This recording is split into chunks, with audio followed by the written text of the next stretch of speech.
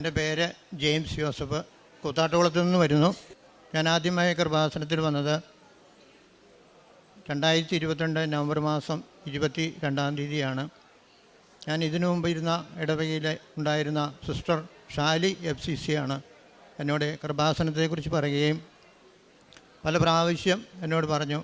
എന്നാലും ഞാനിതിനെക്കുറിച്ച് കേട്ടിട്ടില്ല. സിസ്റ്റർ പറഞ്ഞിട്ട് തന്നെയും എനിക്കൊരു വിശ്വാസക്കുറവല്ല, എന്നാലും എനിക്കൊരു തപ്പൽ, ഒരു സംശയത്തിൻ്റെ പേരിൽ ഞാനങ്ങനെ മുടങ്ങി ഇരിക്കുമായിരുന്നു. എന്തായാലും പിന്നെ സിസ്റ്റർ പറഞ്ഞു കഴിഞ്ഞപ്പോൾ ഞാൻ വരാമെന്ന് കരുതി ഇവിടെ വന്ന് ഉടമ്പടി എടുത്തു.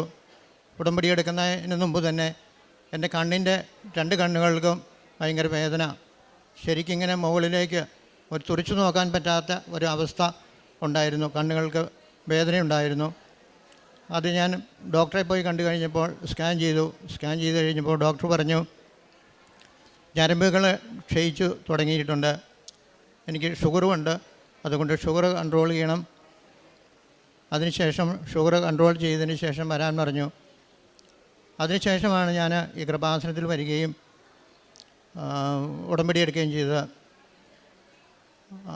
അത് കഴിഞ്ഞ് ഞാൻ ഈ കൃപാസനത്തിൽ നിന്നും കിട്ടിയ എണ്ണ ഉപയോഗിച്ച് കണ്ണിൽ കുരിശ് വരച്ച് വിശ്വാസ പ്രമാണം ചൊല്ലി കണ്ണിലും എനിക്ക് വേദനകളുള്ള സ്ഥലങ്ങളിലൊക്കെ കുരിശ് വെച്ച് പ്രാർത്ഥിക്കുകയും ചെയ്തതിൻ്റെ ഫലമായിട്ട് എൻ്റെ കണ്ണുകൾക്ക് പിന്നെ അതിനുശേഷം ഞാൻ ഡോക്ടറെ അടുത്ത് പോയില്ല.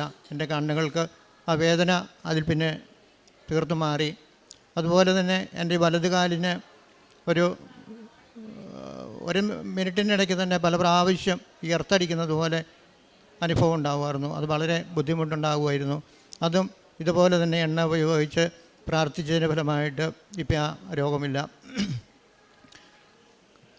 ഉടമ്പടി എടുക്കുന്നതിന് മുമ്പ് എൻ്റെ തറയുടെ പണി കഴിഞ്ഞു. പിന്നെ കുറച്ച് പൈസ കിട്ടുമെന്ന്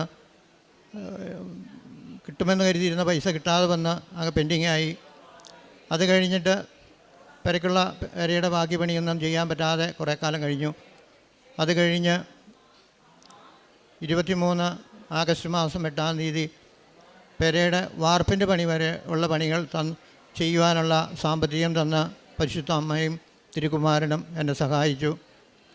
അതുപോലെ തന്നെ എൻ്റെ മൂത്ത മകൾ +2 കഴിഞ്ഞ് ജർമ്മനിയിൽ നഴ്സിങ്ങിന് പോകാൻ വേണ്ടിയിട്ട് ജർമ്മനി ഭാഷ പഠിക്കുന്ന സമയമായിരുന്നു.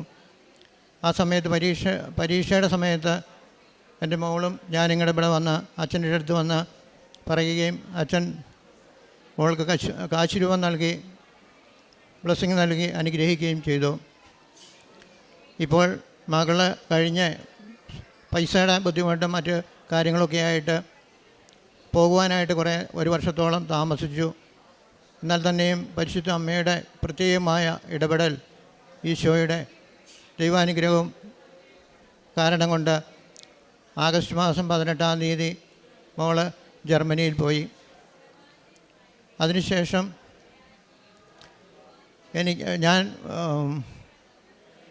എനിക്കൊരു ചെറിയൊരു ഇടർച്ചയുണ്ടോ എന്ന് എനിക്കൊരു സംശയമുണ്ട്. എനിക്ക് ചെവിയുടെ വലത് ചെവിക്ക് വേദന ഉണ്ടായിക്കഴിഞ്ഞപ്പോൾ ഞാൻ ഈ എണ്ണ ഉപയോഗിച്ചെങ്കിൽ തന്നെയും വിശ്വാസത്തിൻ്റെ കുറവായിരിക്കാം, ആ രോഗം മാറിയില്ല. ഞാൻ ENT സ്പെഷ്യലിസ്റ്റിനെ പോയി കണ്ടു. 3-4 പ്രാവശ്യം പോയി, പൂർണ്ണമായ കുറവുണ്ടായില്ല. പിന്നെ ഞാൻ ആ പോക്ക് നിർത്തി പരിശുദ്ധ അമ്മയോടും തിരുക്കുമാരനോടുമുള്ള പ്രാർത്ഥനയിൽ ബലപ്പെട്ടു. ഇപ്പോഴെനിക്ക് ആ ചെവിയുടെ വേദനയും കുറഞ്ഞു. ഞാൻ ഈ മകൾ പോയി കഴിയുമ്പോൾ ഇവിടെ വന്ന് സാക്ഷ്യം പറയാം എന്ന് പറഞ്ഞിരുന്നു. ഞാൻ മാതാവിനോട് ഉടമ്പടി ചെയ്തിരുന്നതാണ്. എന്നാൽ ഇന്നാട്ടെ നാളെ ആട്ടെ എന്ന് പറഞ്ഞ് ഞാനിങ്ങനെ വരാതിരുന്നു. ആ സമയത്താണ് എൻ്റെ നടുവിന് ഭയങ്കര ഒരു മിന്നൽ. അങ്ങനെ വന്ന് ആശുപത്രിയിൽ പോകാൻ, ഡോക്ടറെ കാണുവാനായിട്ട് ചെങ്ങന്നൂരൊരു CSI അച്ഛൻ്റെ അടുത്ത് പോയി ചികിത്സിക്കാൻ വേണ്ടി, അവിടെ നല്ലതാണെന്ന് കേട്ടു, അവിടെ പോയി ചികിത്സിക്കാൻ വേണ്ടി തലേ ദിവസം ഞാൻ വിളിച്ച് അപ്പോയിൻമെൻ്റ് എടുത്തു. അത് കഴിഞ്ഞിട്ട് ഞാൻ അന്ന് രാവിലെ ടൗണിൽ പോയി കുറച്ച് സാധനങ്ങളൊക്കെ മേടിക്കണം. എനിക്ക് പോകാൻ യാതൊരു നിവൃത്തിയുമില്ല. എന്നാലും ഞാൻ പോകാതിരിക്കാൻ പറ്റിയല്ലോ എന്ന് കരുതി നടന്നു പോയി. പോകുന്ന സമയത്ത് ഞാനിങ്ങനെ പ്രാർത്ഥിച്ചു. ഞാനിങ്ങനെ മോള് പോയി കഴിയുമ്പോൾ വന്ന് സാക്ഷ്യം പറയാമെന്ന് കരുതി പറഞ്ഞില്ല. അതിൻ്റെ ഫലമായിട്ടായിരിക്കാം എനിക്ക് ഈ അസുഖം. ഒരു കാരണവുമില്ല, പെട്ടെന്നുണ്ടായ മിന്നലാണ്. ഒരു മുന്നോട്ട് നടക്കാൻ ഭയങ്കര ബുദ്ധിമുട്ടായിരുന്നു. എന്നാൽ ഞാൻ ടൗണിൽ പോയി 10-15 കിലോ സാധനം തലയിൽ ചുമന്നുകൊണ്ടാണ് എനിക്ക് പോയ സമയത്ത് തന്നെ ഞാൻ സാക്ഷ്യം പറയാൻ ആ സമയത്ത് തിരിച്ചു വന്ന് 2 ദിവസത്തിനുള്ളിൽ സാക്ഷ്യം പറയാമെന്ന് ഞാൻ മാതാവിനോട് ഉടമ്പടി പിന്നെയും പുതുക്കി തിരിച്ചു വീട്ടിൽ വരുന്നതിന് മുമ്പ് തന്നെ എനിക്ക് ആ നടുവിൻ്റെ വേദനയും മാറിക്കിട്ടി. അങ്ങനെ നിരവധിയായ അനുഗ്രഹങ്ങൾ ചെയ്തു തന്ന പരിശുദ്ധ അമ്മയ്ക്കും ഈശോയ്ക്കും അതിനെല്ലാം ഈ കൃപാസനത്തിന് നേതൃത്വം കൊടുക്കുന്ന ജോസഫ് അച്ഛനും 1000 കോടാനുകോടി നന്ദി പറഞ്ഞുകൊണ്ട് ഞാൻ എൻ്റെ സാക്ഷ്യം നിർത്തുന്നു. കാരുണ്യ പ്രവർത്തികൾ ഞാൻ പരമാവധി ചെയ്യാൻ പറ്റുന്ന കാര്യങ്ങളൊക്കെ ചെയ്യുന്നുണ്ട്. പിന്നെ അനുദിന ദീപബലിയിൽ പറ്റുന്ന പരമാവധി ഞാൻ വീട്ടിലുണ്ടെങ്കിൽ ആ ദിവസങ്ങളിൽ മിക്കവാറും ഞാൻ കുർബാനയ്ക്ക് പോകും. പ്രാർത്ഥന, പ്രതിഷ്ഠീകരണ പ്രാർത്ഥനയും സന്ധ്യാപ്രാർത്ഥനയും കുടുംബ പ്രാർത്ഥന മുടക്കാറില്ല.